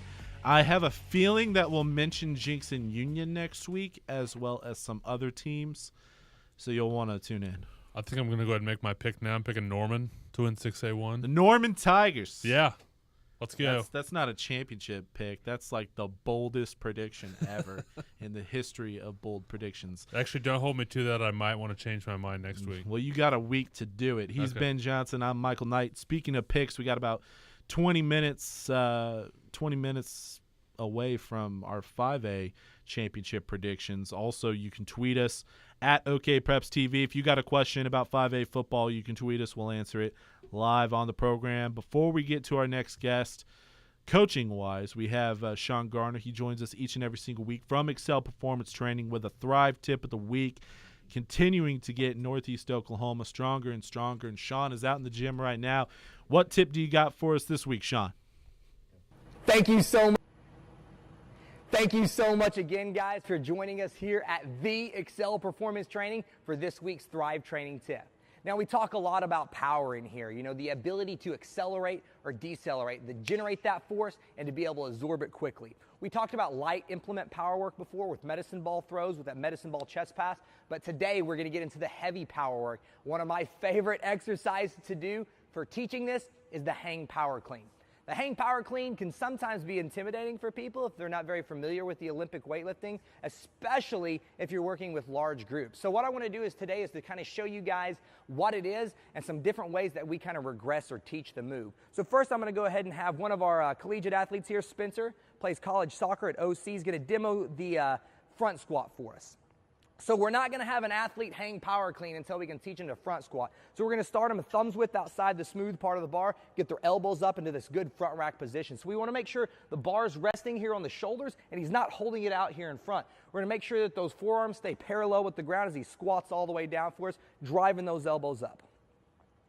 Good. So do 2 more squats for us, Spencer.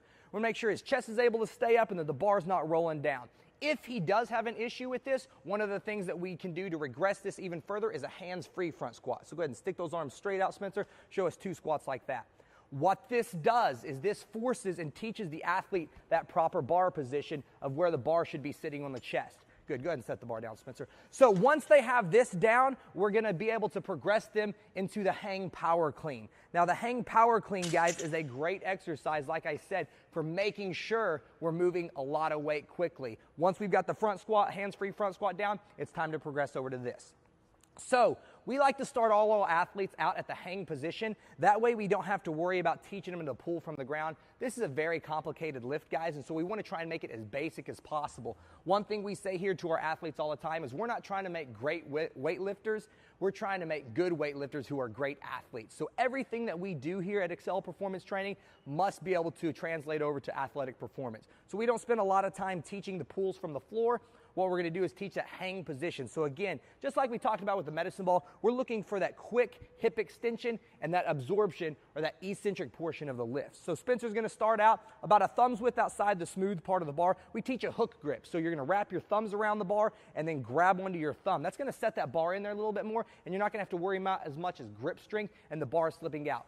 Once we are here, we're going to squeeze our shoulder blades together. We're going to have nice soft knees. We're going to hinge our knees back, bringing the bar to the top of the knees. His core is nice and tight, and we've got a beautiful flat back position. From here, he's going to explode up, catching it into that front rack position, and then standing the weight up. Good, Spencer. Let's go ahead and do 2 more reps for us. Shoulder blades are back. Abs are nice and tight. He's at the top of the knee. He's exploding up. What we're looking for here is the ability for him to accelerate and get that bar moving as quickly as possible and then absorbing that force nice and soft. Good, Spencer. Go ahead and set the bar back down for us. This is a great exercise, guys, to use with your athletes, especially if you're really looking to increase their performance. This is going to make them jump higher, sprint faster, and just overall a stronger, better athlete. Now, guys, if you are ready to come learn these lifts and train with the pros, next season starts now. So contact us at 918-949-4223 and get ready to experience a life-changing workout. Guys, thank you so much for watching. For more videos, please subscribe to our YouTube channel and visit us online on our website, excelperformancetraining.com. Much, Sean, for that Thrive Tip of the Week. Once again, you can check out all of the videos at excelperformancetraining.com. Looking forward to next week's Thrive Tip of the Week during our 6A Division I and 6A Division II preview show here on the OKPREPS Roundup. We're about to be joined by Altus head coach Jeremy Reed. We'll follow that up talking a little Edison football with their head coach DJ Howell, another team that's loaded this year. Yeah, man. Jeremy Reed. Got to take care of some business on the air. Yeah. That's what we got. Altus head coach Jeremy Reed coming up. I like Altus this year.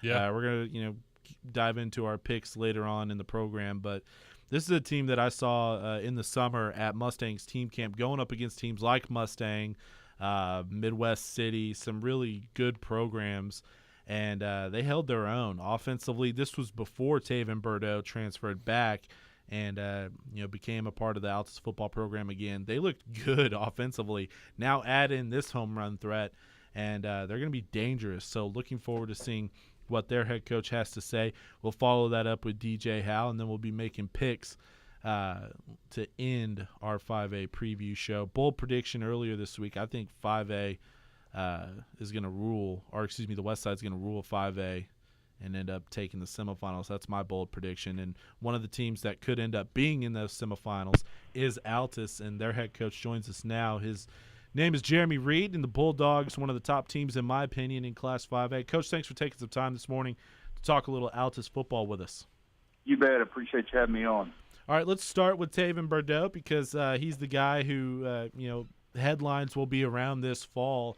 Went to IMG Academy, and for those in Oklahoma who are not familiar with what IMG is, it's one of the top schools to get you ready for the college game. And I remember talking with Taven after he transferred back, and he said it's literally like being in college already.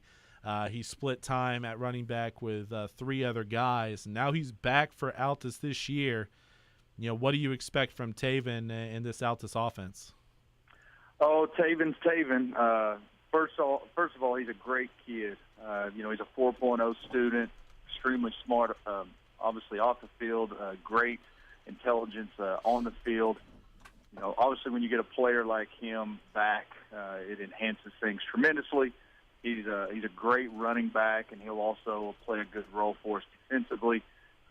The other night in the scrimmage, we limited his carries, but you can definitely tell he will add to our offense a whole bunch. Now, I saw you guys at the Mustang team camp before Taven was there, and it was interesting to watch that offense that you run. How much difficulty could opposing defenses face when they're talking about facing the option offense you run? Well, it's getting a little more popular in 5A. I think now there's 3 teams that run it, and just so happen they're all in our district. But it's unique, once you get into the playoffs, because there's not many that do it. We love our personnel. We have, of course, Taven and Deontay Harris at fullback.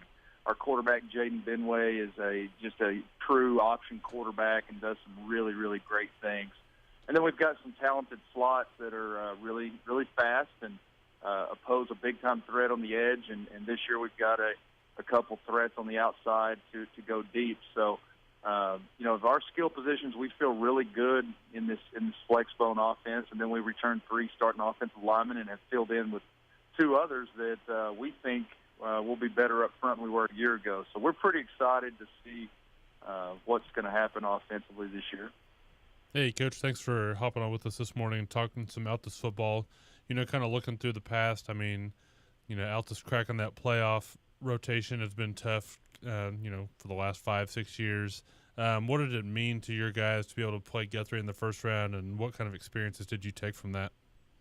It was great to be back in the playoffs. One of the reasons I had even looked at this job was because of the history. I wanted to look, when I left Dixon, I wanted to go somewhere that had some tradition, and there's a lot of tradition in Altus. When I got here, there was 19 district titles. There's a state championship and several semi and quarterfinal appearances. So there's a lot of tradition to build off of, and got here at a good time with some good classes, of course, right now coming through. So it was great to get back to the playoffs. We were not satisfied just to get there. We're in a game with Guthrie. 10 minutes ago in the second, we're up 10-0. Driving to go 17-0, and we fumble, and from there things went a little bit south for us. So we enjoyed the experience, but we were not satisfied with just getting there by any means. Talking with Altus head coach Jeremy Reed here. It's our Class 5A preview on the OKPREPS RoundUp, powered by Excel Therapy. Coach, we talked a lot about the offense. Let's flip gears and talk a little defense now. What do you have coming back, and what are the expectations in Altus defensively? Well, our offense gets a lot of headlines for the last 2 years just because I think of its unique nature. But there's no doubt last year we won 8 ball games because of our defense. Our defense came in and was so much improved from what they'd done the year before. Our kids bought into a mentality of how to play defense and being relentless. And we returned 7 kids back on the defensive side of the ball. And hopefully, if Thursday at our scrimmage was any indication, we're going to be even better defensively. We love the guys we got coming back and a few that we filled in with, and we think we got a chance to be really good, mainly because of our team speed. We have a lot of team speed on defense. You mentioned the run to the playoffs last year, and that district is one of the toughest in the state. And we had Lawton MacArthur head coach Brett Manning as well as Del City's head coach on earlier, and we discussed it with them, how difficult 5A1 is going to be. You guys were competitive week after week in that district.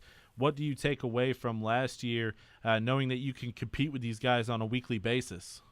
Well, I'm sure our goal is the same as the ones you mentioned, plus Ardmore and Duncan and everybody in there. Our goal is to go win the district championship outright. Last year we got in that 3-way tie with MacArthur and Ardmore and ended up having to go third on points. And there's no secret our goal is to be the district champion outright, but boy, it's going to be a gauntlet. You've got the returning state champion in MacArthur who lost a lot of starters, but we all know they just reload, and they will definitely be a heavy contender. You have Ardmore who, by my charts from last year, returned 8 kids on each side, offensively and defensively. Are very, very talented.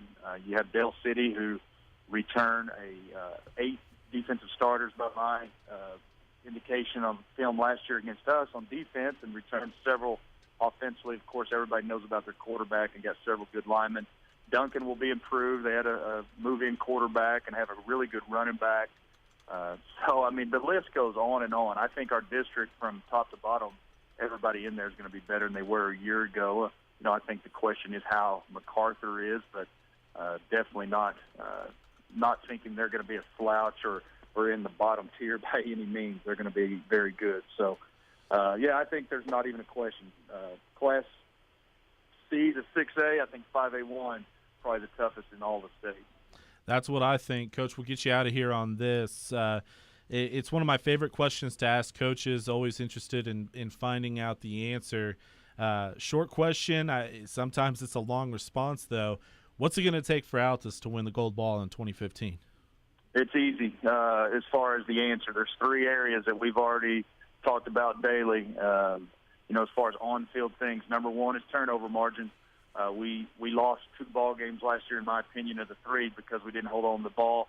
Lost to MacArthur here, fumbled 5 times inside the 15, and lost by 2 points. And then, I've talked about the Guthrie game.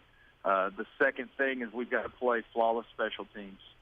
We've got to have really good special teams and make sure that we're taking care of business there.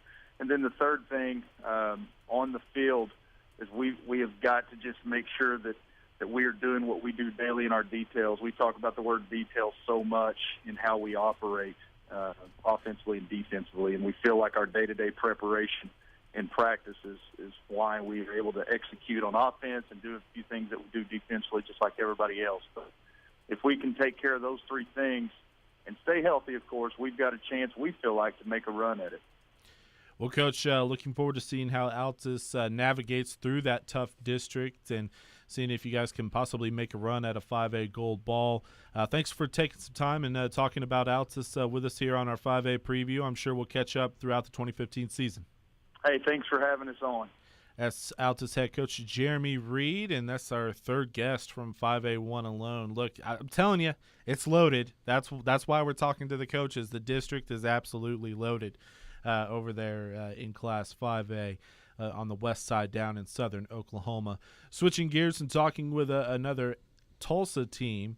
I talked with Bishop Kelley earlier in hour number 1. A team that they're going to have to face in week 1 is Edison, and their head coach DJ Howell joins the program now. Coach, thank you for joining us here on our 5A preview show. Good morning. How are you doing? We're doing all right. It's stormy here in Tulsa, Oklahoma, so just as long as this weather gets out of the way before week 1, we'll be doing a whole lot better. Let's go back to last year. You made it to the playoffs. Edison hadn't been there for nearly a decade or over a decade, just around there. And you make it to the playoffs. What momentum can you take away from the playoff appearance from a year ago?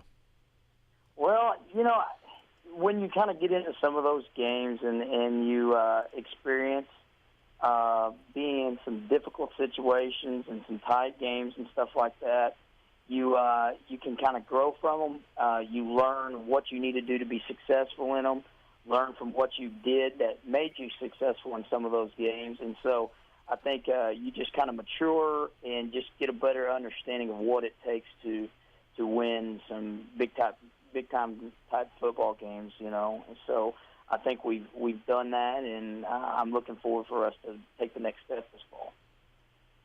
Hey, Coach, thanks for hopping on with us this morning and talking some Edison football. We talked about it earlier in the show, the Scotty Gilkey situation. Do you have any information up to this point about it, and kind of what are you expecting for that situation? Man, it's shocking. I didn't think y'all were going to ask me that question this morning. No, here's what I know. Scotty's a great kid. I'm glad he's here at Edison, and I know that they're going through the appeal process with it right now. I think that there are, some things that they're working on from their end. I'm very optimistic and hopeful that things are going to work out. He's going to be at practice Monday, and so is Jack Hale, and we're going to go out there and practice and control what we can control. But I'm very hopeful that it's going to have a positive end result, and so I'm optimistic, and we're in here as a coaching staff working on film right now, and we're going to get back at it Monday. Yeah, Coach, we ask the hard-hitting questions here on the Roundup, so you know what to expect going forward. We are talking with Edison head coach DJ Howell here. It's our 5A preview show. Coach, talk about some of the seniors that you have coming back, notably two guys that made our preseason All-State team, big Alex Criddle up front, as well as Trey Miller, who doubles as a running back and a linebacker. How much have they meant to this program over the last couple of years? I cannot speak highly enough of this group of seniors. When I came in, I guess now over 2 seasons ago, when they were sophomores, they were young, and they had been through some rough periods of time as far as this program. Some of them played as freshmen in some games with jinx and different things that were rough being thrown into that as freshmen. And then I get them as sophomores. They're having a new coach, and those guys really had a chance to, kind of maybe feel sorry for themselves as a sophomores, but they didn't. What they did was they bought into the things that I was asking them to do and telling them if they do that, they'll be successful. And because of that, where we're sitting at now from when I came in is night and day. And I think it's a tribute to those guys. I think it's a tribute to a lot of those guys' parents because they have good families. They want to be successful. The families are behind them and how they raise their kids. And I'm going to tell you, I think that it's going to pay off in a big way. Not only this season, but in the future as well. Talking about the seniors, but a guy who I really like is a junior on this squad, Marcus May. Saw him at your spring game back in May and was a believer ever since. Offensively, defensively, all this guy does is make highlight play after highlight play. How special could Marcus Mays be for this program over the next 2 years? Well, I'll tell you this. He was sick for 3 days this week. He had some kind of little virus, and so we kind of held him out of practice because he's a little dehydrated and, wasn't feeling great. So last night we go into the scrimmage where we go against Norman and Stillwater. I think we targeted him 4 times. One time if the ball's in the dirt. The other 3 times he takes one of the house for 40 yards on a fade route. He takes a fast little screen pass to him. He gets about 20 yards on it, and then the third pass that we throw to him, we overthrow it or he walks into the end zone. So, we might want to get him the football this fall. It's a possibility anyway. I think it'd be smart. That's just my opinion. I just hearing from that, I think we're on the same page. Hey, and Coach, what did you guys take out of that playoff experience last year? I know Michael said, it's been a while since Edison's been in the playoffs. You go down to McAllister. Obviously, things didn't end the way you wanted it to, but what did your team ultimately take out of that game? Well, I think, first of all, McAllister was a really good football team. Sure. I think those guys were as good as was available in 5A football last year. So when we went down there, you're going into a place that's tough to play. It's just tough to go down to McAllister, and then you're going in against a really good football team. And so we go into the game, and at halftime it's 21-14. We stalled out a couple of times inside the 20 where we could have probably, felt like we at least would have had a chance to go in and tie at halftime. And then we come out in the second half, and, it didn't turn out the way we wanted it to. The game kind of gets away from us. And at the end of it, the score's not very pretty. But when you go back and look at the film of the first half of the game, we have the ability to play with the top-end teams in 5A. There's no question about it. What we've got to do is develop the mental toughness, the discipline, and the ability to finish games and to play with the right mentality throughout the game. And I absolutely believe we've made so many strides this offseason in being able to do that. I think it's been a natural progression since I've been here. And so, not saying I would love to go to McAllister in the playoffs. I'd love to have some home playoff games. But I think when we get in those tough situations again, I look forward to us being able to compete at a really high level and hopefully winning some of those games. Well, we'll see how Edison answers the call this fall. One of the teams that I really like in Class 5A, especially here on the east side. Coach, thanks for taking some time this morning and joining us here on our 5A preview. I'm sure we'll catch up throughout the 2015 season. Can I ask you one question before I go? One question.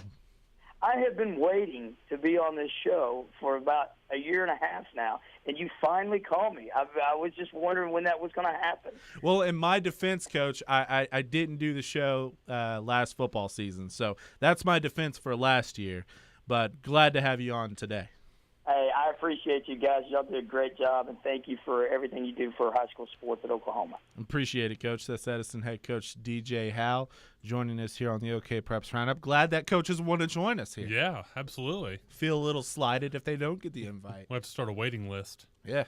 Hey, we had 7 coaches on this morning, and there's 32 teams in Class 5A. Can't talk to all of them. Yeah, why did you not get them all on? The show's only 2 hours. Come on. We'll expand it to 5, and then we can talk to all 32 coaches. How about that? Joshua Stokes wants it 5 hours. He's over there nodding his head. Oh, yeah. We'll start this show at let's see, Spencer on the other end. Yeah.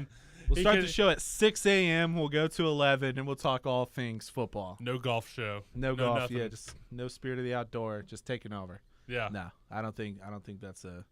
I don't think the program director here. I don't know that we can make it 5 5 hours. Yeah, it'd be a stretch. All right, we got to hit a timeout. When we come back, it's time for championship selections. He's Ben Johnson. I'm Michael Knight. Stay tuned in.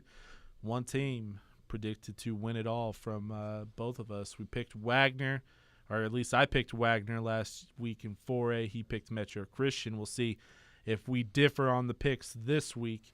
It's our Class 5A preview. OKPREPS Roundup, powered by Excel Therapy, wraps up after this on your home for sports, the Sports Animal, as well as streaming all over the world on OKPREPS.com. This is Sean Garner, owner and head strength coach of Excel Performance Training. Being Oklahoma's only MBSC Thrive licensed facility, we're going to help athletes with injury reduction, avoid overuse injuries, and of course, get you bigger, faster, and stronger. We want you to be able to move properly in our controlled environment, so when you're playing on the field or court, it becomes second nature. All athletes will have a detailed workout plan and work in groups of less than 10 other athletes. So if you're ready to go all in and train with the pros, call us at 918-949-4223 or online at excelperformancetraining.com. Next season starts now with Excel Performance Training.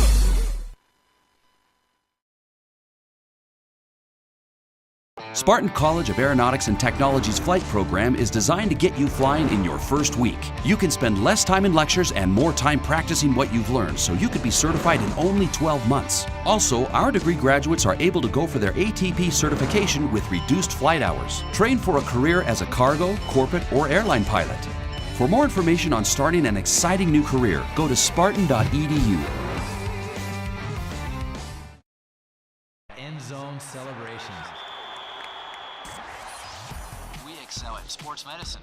We excel at physical therapy. We excel at helping you excel. With 11 clinics around Oklahoma, Excel Therapy is ready for football for athletes and for the fans. Our team excels in orthopedic injury recovery and sports medicine. Find us at exceltherapyok.com.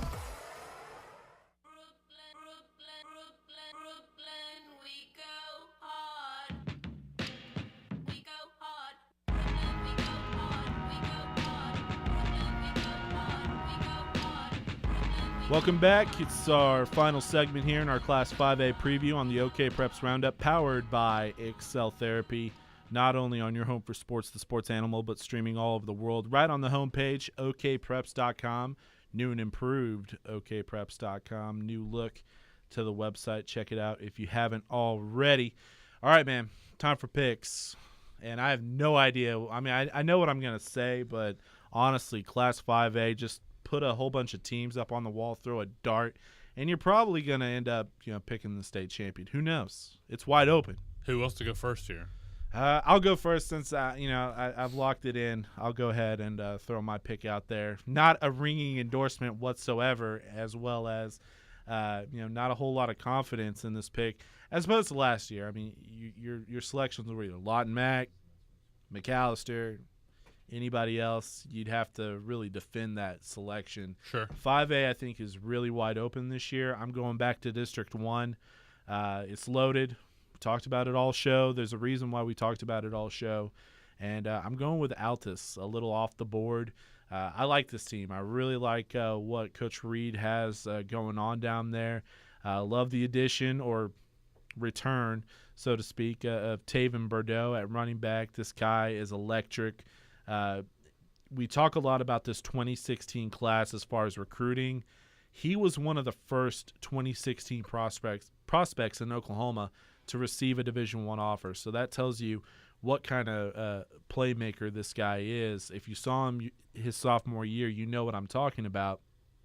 He's back after competing at a very proud academy like IMG down in Florida. I like Altus. I like what they have offensively, defensively. I think that this is a team that has the recipe to take the gold ball. But then again, there's a whole lot of the other teams out there that are waiting and ready to prove me wrong. Yeah, you need a bunch of different coins to try and flip with 5A because it could go a number of different directions. That's why I went with the darts. But I think the darts. I think when we were talking spring football in the spring months, I think I said I really liked Collinsville, and I can't stray from that right now. All right. I like what Kevin Jones has done. I know last year it's weird because they won their district championship but were bounced in the quarterfinals. The year before, Pryor won the district championship, but Collinsville made it further in the playoffs, made it to the semifinals. Right. So, at some point in the playoffs, you're going to have to face one of those 5A1, 5A2 schools. Collinsville, ironically enough, didn't. They went on the road and won the year they made it to the semifinals, I believe. Yeah, because they finished second. Right. And then last year they were at home and they lose. So you never know which way it's going to go. I like for them to use their non-district games to kind of figure things out, see which direction they're going to go. I like them to win that district, and then from there kind of see where things play out. But I've liked the Collinsville Cardinals for a while. So I was in that same boat, and I was looking for a reason not to pick them. And you found it. The offense, it worries me, and I'm interested to see those first 3 weeks, like you mentioned, and really the whole month of September when you think about their first district game being Coweta. We'll find out a whole lot. Collinsville might not be able to stop Coweta's offense, but they'll be able to slow it down. Will they be able to score enough points week after week to maintain throughout the season? I don't know right now, and that's the question mark I have. Altus, I don't have very many questions about them. The only question I do have is they haven't been there before. Yeah. They made it to the playoffs last year. It was great. They got bounced in the first round. So what are you going to do this year to take that next step? But when you look at the regular season, they pushed Lawton Mac. They pushed Ardmore. They pushed Del City. They were in those games. So we'll see what Altus does. I'm not that confident in the pick, not as confident as Lawton Mac a year ago, because 5A is so wide open when you talk about Deer Creek, McGuinness, Guthrie, Carl Albert on the other district in the west side. Over here, you like Collinsville. we haven't talked a whole lot about McAllister. A lot of people like McAllister this year. I want to see. I want to prove to me. Prove it. I on know the field. a lot of coaches and a lot of people love McAllister, and we love James Singleton. Oh yeah. I just want to see it. Oh yeah. And I mean, it's been Dalton Wood the last 2 years. Exactly. Now you got to figure out who the next guy up is. I have no question that they're going to be able to reload and not rebuild this fall. They'll be a playoff contender, but how far are they going to be able to get without Mr. Wood and his services? So we'll see what happens. But Class 5A. It's wide open this fall, and it's gonna be one heck of a season in Class 5A, and it's gonna be fun recapping it every single Saturday morning. Yeah, right here. Well, I remember telling you last week that 6A in this state gets a lot of attention. Yeah, but 4A and 5A are just as good, and it's entertaining. I mean, we talked. There's a lot of depth in 4A. UAC Wagner is the heavy favorite, but I think there are a lot of really good teams. Same with 5A. Yep. Like that question we got about 5A too, kind of being overlooked. I mean, there's Deer Creek, Carl Albert, Guthrie, all really good teams that we didn't even really sniff this 2 hours because 5A1's so good. Yep. Then we got to get some East Side schools in. I think 5A3 last year was really good. I don't know if it'll be quite as good this year because Shawnee is probably going to fall back to the pack, and same with Skytook. But you got Memorial, Bishop Kelley. So. Oh, yeah. All right, that does it for our 5A preview. Coming up next week, we got 6A Division 1, 6A Division 2, and then it's done. Previews are over. It's game time. And actually, next Saturday, we'll be able to recap some games. It's week 0. There you go. Oh, man, high school football, it's here. Oh, yeah. All right, that does it for our 5A preview. He's Ben Johnson. I'm Michael Knight. Thank you for tuning in, whether it was the Sports Animal, 97.1, 96.1, or on OKPREPS.com. Don't forget to check out the new and improved OKPREPS homepage, as well as various sports and team sites. We'll have a column up there. Defense doesn't win championships anymore. I'll have my piece later on next week. Tune in next Saturday, same time, same place, 9 to 11. 6A Division 1, 6A Division 2. It happens right here on the OKPREPS Roundup, powered by Excel Therapy. Spartan College of Aeronautics and Technology's flight program is designed to get you flying in your first week. You can spend less time in lectures and more time practicing what you've learned, so you could be certified in only 12 months. Also, our degree graduates are able to go for their ATP certification with reduced flight hours. Train for a career as a cargo, corporate, or airline pilot. For more information on starting an exciting new career, go to spartan.edu.